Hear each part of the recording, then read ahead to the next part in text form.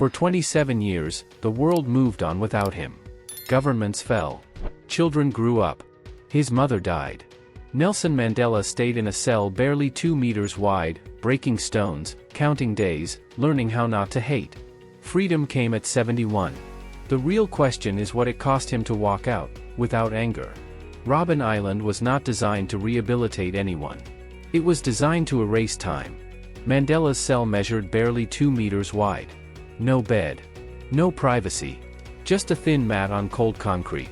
Every morning, he was marched out with other prisoners to break limestone under the open sun. White dust filled the air, burning their lungs, cutting into their eyes. Years later, doctors would confirm the damage to his eyesight was permanent. Letters from family arrived once every 6 months. Some never arrived at all. Visits were rare. Conversations were monitored. Grief was private. When his mother died, the prison did not open its gates. When his eldest son was killed in a car accident, the answer was the same. Inside that cell, days stopped meaning anything. Seasons passed without markers. Mandela counted time by shadows on the wall and by the slow weakening of his own body. The goal was simple: make him forget who he was before prison told him who he was now. But something else was happening. While the world outside debated his name, Mandela studied his captors. He learned their language. He observed their fears. He realized that hatred, if left unchecked, would finish what the prison had started. Anger would turn freedom into another kind of cell. Robben Island tried to break his will. Instead, it became the place where Mandela learned the hardest discipline of all: how to survive without letting bitterness decide who he would become. Nelson Mandela was born in 1918, in the small village of Mvizo, far from the noise of power and politics. His birth name was Ralilala. In his language, it loosely meant, pulling the branch of a tree. A quiet warning of trouble to come. His father was a local chief, respected but stubborn. He lost his position after defying colonial authorities. Not long after, he died, leaving Mandela without a father before he was 10. That loss changed everything. Mandela was taken in by the Themba royal household. It was not a palace of comfort, but a school of discipline. Silence mattered. Words were weighed. Elders spoke slowly, deliberately. Children were taught to listen before they spoke, to observe before they acted. Power was never loud. It was controlled. This environment shaped him more than any classroom ever could. He learned that leadership was not domination. It was restraint. He watched disputes resolved not by force, but by patience. Every voice was heard. Decisions came only after long listening. Years later, Mandela would say he learned politics not from books, but from sitting quietly at the feet of men who understood how fragile order could be. But beyond the walls of that household, another lesson waited. As he grew older, Mandela began to see the structure of the world he lived in. Roads divided neighborhoods. Laws divided people. Opportunities were rationed by skin color. He watched white authority move freely while black families learned to lower their eyes and shorten their steps. The humiliation was not loud. It was daily. Routine. Normalized. That normalization disturbed him more than violence ever could. At school, he excelled. Education became both escape and weapon. Yet even knowledge had limits. No degree could change what the law had already decided he was worth. The contradiction hardened him. He was disciplined, but restless. Polite, but increasingly unwilling to accept the quiet injustice surrounding him. When he left home for university, it was not ambition that drove him. It was refusal. He refused an arranged life. Refused inherited obedience. Refused to live comfortably inside a system that demanded silence as the price of survival. When he was expelled for protesting student policies, it marked the first visible crack between Mandela and the order that had raised him. That moment mattered. Because long before prison taught him how to endure isolation, childhood had taught him how to control himself. Long before hatred tested him, he had learned the value of restraint. And long before the world expected forgiveness from him, Mandela had learned that power without discipline always collapses into cruelty. The boy from Mvizo did not grow up dreaming of martyrdom. He grew up learning how to listen, how to wait, and how to stand firm without raising his voice. Those lessons would later decide whether prison turned him into a symbol of rage, or into something far more dangerous. When Mandela arrived in Johannesburg, the city did not welcome him. It tested him. He took work wherever he could find it. Security guard. Clerk. Anything that paid enough to survive. By day, he blended into crowds of black laborers moving quietly through white-owned streets. By night, he studied law. Not because he believed the system was fair, but because he wanted to understand the machinery that crushed people like him every day. Law was not a shield. It was a map. As one of the few black law students in the country, Mandela quickly learned where justice stopped pretending. Courtrooms enforced rules written without him in mind. Judges spoke of equality while applying laws designed to exclude. The gap between theory and reality became impossible to ignore. The more he learned, the angrier he became. This was not a gentle awakening. It was abrasive. Mandela joined the African National Congress not as a symbol, but as a foot soldier. He organized meetings. He distributed pamphlets. He listened to stories that repeated themselves with minor changes. Families forced off land. Jobs denied without explanation.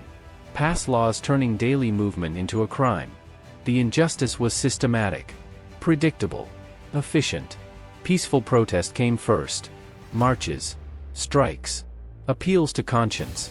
They failed. Each peaceful action was met with arrests, batons, and silence. The Sharpeville massacre in 1960 marked a breaking point. Unarmed protesters were killed.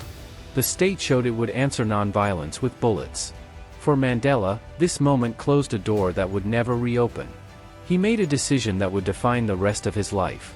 Mandela supported the creation of Umkhonto we Sizwe, the armed wing of the resistance. It was not a choice made lightly, and it was not made out of recklessness. It was strategic. He believed violence was not the goal, but the language the regime had already chosen. Sabotage, not civilian bloodshed, became the method. Pressure, not chaos, became the aim. This shift changed everything. Mandela went underground. He moved constantly. He slept in different houses. He was labeled a criminal, a terrorist, an enemy of the state. International sympathy was limited. Even allies questioned his turn toward force. But Mandela understood something most observers missed: silence was no longer survival. Silence had become cooperation. In 1962, he was captured. The arrest was quiet. No spectacle. No final speech. Just the end of movement. He was sentenced first for leaving the country illegally. Then came the Rivonia trial. Evidence mounted. The possibility of execution was real. In court, Mandela did not ask for mercy. He delivered a statement prepared for death. He said he had fought against white domination, and he had fought against black domination. He spoke of a society where all could live together with equal opportunity. And then he said the words that sealed his fate. It was an ideal for which he was prepared to die. That was the moment Mandela stepped fully onto his own path. Not as a lawyer. Not as an activist. But as a man who had accepted the cost of refusing to submit. By the early 1960s, Mandela was no longer just organizing resistance. He had become its most recognizable face. His name traveled faster than he could. Across townships, across borders, across continents. To supporters, he represented defiance with discipline. To the state, he represented a threat that could not be contained by arrests alone. The government responded the only way it knew how: surveillance, infiltration, and pressure without rest. Mandela lived a life designed to erase routine. He changed locations constantly. Meetings happened in whispers. Plans were passed hand to hand. Every knock on the door carried risk. Every friendly face could be an informant. The strain was relentless, but it sharpened him. He learned to speak carefully, to move deliberately, to carry authority without visibility. This was his public rise. And it came with a private cost. His family life began to fracture. Long absences became normal. Danger followed him home. Relationships strained under secrecy and fear. Mandela accepted this erosion as the price of momentum. History rarely waits for balance. It demands focus, and it demands sacrifice. International attention grew, but it was uneven. Some countries admired his resolve. Others dismissed him as a radical. Western governments were cautious. Stability mattered more than justice. Mandela understood that global applause was unreliable. Power shifted only when pressure made neutrality impossible. In 1962, after traveling abroad to gather support and training, He returned to South Africa knowing the net was tightening. When he was arrested, there were no cameras waiting. No crowd. No last stand. Just handcuffs and a quiet removal from the world he had been driving so hard to change. At first, the charges seemed procedural. Leaving the country illegally. Inciting strikes. But the state was not finished. Evidence gathered from the Rivonia raid linked Mandela to sabotage operations. The tone shifted. The stakes rose. The Rivonia trial became a stage. The prosecution sought the harshest punishment available. Execution was a real possibility. The courtroom filled with tension. Observers expected defense, regret, negotiation. Mandela offered none of it. Instead, he delivered a statement that reframed the entire trial. He did not deny the struggle. He explained it. He spoke of a country divided by law, not accident. Of a system that left no room for reform through polite appeal. He rejected both white domination and black domination. He described a future built on equality and shared opportunity. Then he ended with words that froze the room. It was an ideal for which he was prepared to die. Those words traveled far beyond the courtroom. They hardened his supporters and unsettled his enemies. In that moment, Mandela became something the regime could no longer manage quietly. He was no longer just a defendant. He was a symbol, sharpened by clarity and resolve. The sentence spared his life. But it took everything else. Mandela was given life imprisonment. The world reacted with shock, then outrage, then resignation. Headlines moved on. Governments recalibrated. Inside South Africa, resistance regrouped. Outside it, campaigns began to carry his name as a rallying cry. And Mandela disappeared. No interviews. No speeches. No visibility. The man at the center of the storm was removed from sight, sealed behind walls and water. His rise ended not with applause, but with silence. The kind of silence that tests whether a movement can survive without its voice. For Mandela, the illusion of control was gone. The attention faded. The world moved on. What waited for him next was not glory. It was endurance. Prison did not announce itself as violence. It introduced itself as routine. Each morning began the same way. A door opened. Orders were given. Bodies moved. Mandela learned quickly that the real punishment was not pain. It was predictability. Days that repeated until memory began to blur. Weeks without markers. Months without meaning. Time stopped behaving like time. Robben Island stripped men of context. Prisoners were identified by numbers. Conversations were rationed. Letters were censored. Visits, when allowed, were brief and supervised. Mandela learned to compress emotion into minutes, then into seconds, then into silence. Grief became internal. Anger had nowhere to go. The limestone quarry was relentless. Sunlight reflected off white stone, burning eyes and skin. Dust-filled lungs. Guards watched closely, correcting posture, pace, attitude. The work was designed to exhaust the body and dull the mind at the same time. Years later, Mandela's eyesight would never fully recover. But the more dangerous damage was invisible. Isolation changed how he thought. At first, anger gave him energy. It sharpened focus. It reminded him why he was there. But anger is a fuel that burns fast. As months turned into years, Mandela realized rage was not sustainable. Left unchecked, it would hollow him out. The prison did not need to break him physically if bitterness could do the work instead. He began to notice something unsettling. Men who clung tightly to hatred deteriorated faster. They grew rigid. Their thinking narrowed. Their identities shrank to opposition alone. Mandela understood that if prison succeeded in defining him entirely by what he resisted, it would still win. Survival required something harder than defiance. It required discipline over emotion. Mandela started observing his captors. Not to appease them, but to understand them. He listened to their language. He learned Afrikaans. He watched how power moved through fear as much as authority. This was not submission. It was reconnaissance. He refused to let ignorance deepen the divide that already confined him. Inside his cell, Mandela imposed structure where none existed. He exercised. He read what he was allowed. He debated carefully. He chose words with precision. Every small act of self-control became resistance. Not loud resistance. Quiet resistance. The kind that preserved identity when everything else was designed to erase it. Loss arrived without ceremony. When news came that his mother had died, there was no release. No funeral. No final goodbye. The prison did not pause. Later, his eldest son was killed in a car accident. Again, no permission to leave. Grief was absorbed in isolation, without witnesses, without rituals. These moments tested something deeper than endurance. They tested meaning. Mandela faced a private reckoning. He could allow resentment to harden him. Or he could confront the possibility that hatred would keep him imprisoned even if the doors someday opened. That realization did not bring peace. It brought responsibility. The responsibility to decide, day after day, who he would be allowed to become. Prison narrowed his world to concrete and bars. But it also forced a choice. Either let suffering define him, or learn to master it. As the years accumulated, the prison changed tactics. The beatings became rarer. The isolation did not. Instead, a quieter pressure took over. Mandela was moved. Given slightly better conditions. Small privileges appeared and disappeared without explanation. The message was subtle: compliance could bring comfort. Resistance could bring nothing. This kind of uncertainty was intentional. Mandela understood the danger. Physical punishment hardens resolve. Psychological manipulation erodes it.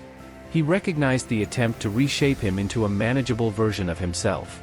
A symbol stripped of agency. A man grateful for small mercies. He refused the role. But refusal did not mean rigidity. Mandela learned that survival required flexibility without surrender. He began to engage prison officials in conversation. Not arguments. Conversations. He asked questions. He listened. He learned where authority ended and fear began. Over time, guards who had once avoided him began to respond. This unsettled both sides. To some prisoners, Mandela's approach looked like compromise. To the regime, it looked like curiosity. In truth, it was neither. It was preparation. Mandela believed that any future beyond prison would require dialogue.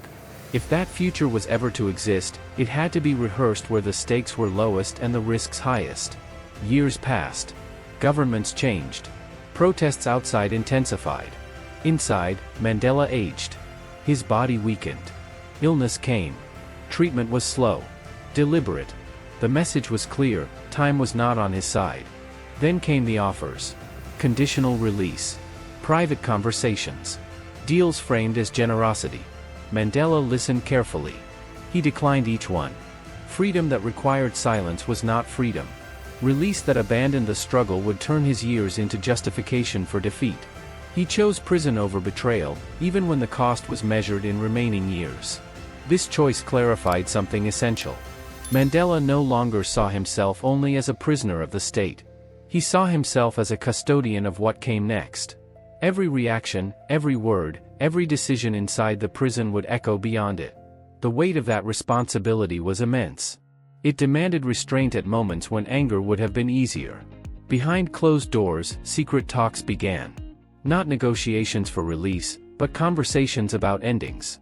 The apartheid system was cracking under pressure. Violence loomed. Mandela understood that collapse without transition would drown the country in blood. This realization marked a turning point. He began preparing for a future he might never see. He disciplined his language. He refined his thinking. He trained himself not to respond to provocation with impulse. These were not the habits of surrender. They were the habits of someone planning to outlast the moment. By the time the possibility of freedom became real, Mandela had already changed. Not softened. Not forgiven. But recalibrated. He no longer measured victory by the fall of his enemies. He measured it by the survival of the country that would remain after them. Hatred, he concluded, could win battles. It could not build peace. And peace, however fragile, would require something prison had tried to eliminate: trust. When the door finally opened, Mandela would not step out as the man who entered. He would step out as someone who had learned, in the darkest conditions, how to keep power from becoming vengeance. The door did not swing open with celebration. It opened slowly. On February 11, 1990, after 27 years, Mandela stepped outside. Cameras waited. Crowds held their breath. The image would travel the world in seconds. But what mattered most happened before the first step. Mandela had already decided how he would walk. He did not rush. He did not look back. The country he returned to was not the one he had left. Violence simmered beneath the surface. Fear had settled into neighborhoods. Expectations pressed in from every direction. Supporters wanted justice. Opponents feared revenge. The past demanded acknowledgement. The future demanded restraint. Mandela understood the risk immediately. One careless sentence could ignite the country. One gesture of anger could validate decades of fear. He had been freed physically, but the margin for error was narrower than it had ever been. This was the real test. In his first public appearances, Mandela chose his words with surgical care. He spoke of unity without erasing pain. He acknowledged suffering without promising retribution. To many, it sounded impossible. To others, it sounded like weakness. Mandela knew better. He had spent nearly 3 decades learning how quickly anger could become a weapon that never returned to its owner. Behind the scenes, negotiations accelerated. The apartheid government was under pressure. Sanctions weighed heavily. Protests continued. Violence threatened to spiral. Mandela entered talks not as a victor, but as a stabilizer. He refused to humiliate his former captors. He refused to posture. Every meeting was framed around one question: what prevents the country from tearing itself apart? There were setbacks, provocations, murders that tested his resolve. Each time, Mandela responded with the same discipline prison had forced him to learn. He absorbed outrage without echoing it. He slowed the moment. He insisted on process over impulse. This did not make him popular with everyone. It made him effective.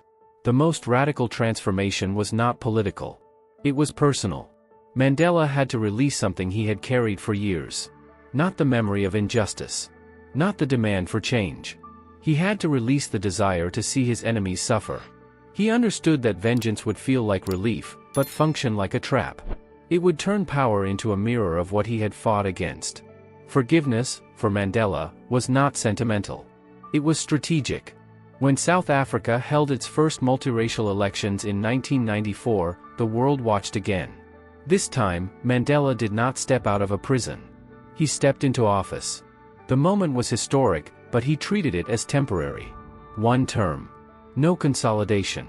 No clinging to authority. Power was a tool, not a destination. As president, Mandela prioritized reconciliation over dominance. He supported truth over silence. The Truth and Reconciliation Commission was painful. It reopened wounds. It forced confession. It demanded restraint from those who had waited decades to speak. Mandela believed that a fragile peace built on truth was stronger than stability built on denial. His leadership did not erase inequality. It did not undo generations of damage. But it changed the direction of the country. It proved that transition did not have to end in blood. That history could be confronted without being repeated. Mandela left office the way he had left prison. Deliberately. Without bitterness. Without fear. The man who had once prepared to die for an ideal had learned something harder. How to live for it. How to step away when the moment required humility instead of control. His rebirth was not marked by speeches or titles. It was marked by consistency. He did not become who the world wanted him to be. He became who the moment demanded. After leaving office, Mandela did not disappear. He receded. There were no attempts to remain relevant. No shadow power. No quiet interference. He stepped away from the center with the same discipline he had practiced for decades. In a world where leaders cling to influence, his withdrawal felt almost unnatural. Age caught up with him quickly. Prison had taken more than years. It had taken strength. His health declined. Public appearances became fewer. When he did speak, it was not to command attention, but to remind others of responsibility. He spoke carefully, often briefly. Silence, once forced on him, had become chosen. Mandela's later life was not about correcting history. He understood that damage measured in generations could not be undone by symbolism alone. Inequality remained. Anger remained. The scars of apartheid did not vanish because the law changed. Mandela never pretended otherwise. What he offered instead was a framework. He showed that leadership did not require domination. That power did not have to be theatrical.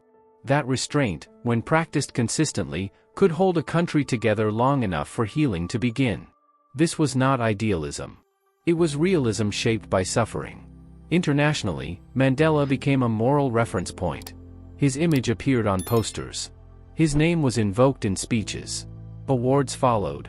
He accepted them politely, without attachment. The recognition was never the point. He had learned long ago that applause fades faster than consequences. Privately, he returned to a simpler rhythm. Family. Reading. Reflection. The man who had once carried a movement learned how to carry only himself. This transition was not easy. The world continued to project expectations onto him. Mandela resisted becoming a monument while he was still alive. He spoke often about forgiveness, but never as absolution. Forgiveness, in his view, did not erase responsibility. It prevented the past from dictating the future. It allowed space for accountability without perpetual punishment. This distinction was frequently misunderstood. Mandela accepted that misunderstanding as the cost of nuance in a world that preferred slogans. His true legacy did not live in policy. It lived in precedent. South Africa did not descend into civil war. Power transferred without bloodshed. Enemies shared rooms instead of graves. These outcomes were fragile and incomplete, but they were real. Mandela had proven that history could bend without breaking entirely. As years passed, his presence became quieter. When he died in 2013, the world mourned collectively. But the measure of his impact was not found in memorials. It was found in the restraint he normalized. The expectation he set. The idea that strength could exist without cruelty. Mandela never claimed to be perfect. He never denied his anger. He simply refused to let it rule him. That refusal shaped a nation's transition and offered a rare example of power exercised without intoxication. In the end, Mandela did not leave behind answers. He left behind a question. What does it mean to win, and not become what you fought against? Nelson Mandela did not spend 27 years in prison to become a symbol. He survived 27 years so that hatred would not decide the future. His story is often reduced to a single word: forgiveness. But forgiveness was never the beginning. It was the result of discipline. Of choosing restraint when anger was justified. Of understanding that suffering, when left unchecked, does not disappear. It multiplies. Mandela never denied what was done to him. He did not erase the past. He carried it, examined it, and refused to let it become a weapon. That refusal is what made his journey uncomfortable to admire. It demands more than applause. It demands responsibility. Most people will never face a prison cell. But many will face moments where resentment feels deserved. Moments where holding on to anger feels like strength. Mandela's life does not ask you to forgive blindly. It asks you to consider the cost of letting bitterness decide who you become. He did not win by destroying his enemies. He won by outgrowing the need to. The door eventually opened for Mandela. Not everyone gets that moment. But everyone faces a choice about what they carry forward. About what they refuse to become. So when the moment comes for you, what will your story be?